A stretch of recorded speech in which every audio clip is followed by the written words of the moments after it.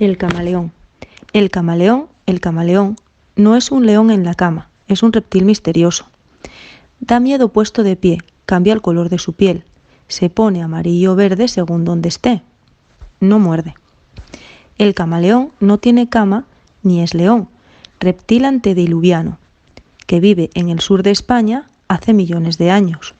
Tiene la lengua muy larga y no habla, caza moscas, no necesita mover la cabeza para ver lo que sucede detrás de él, mueve sus ojos saltones y ve lo que se avecina por los rincones. Mi camaleón es de Cádiz, me lo dieron en Sevilla y duerme entre mis libros en la mesilla.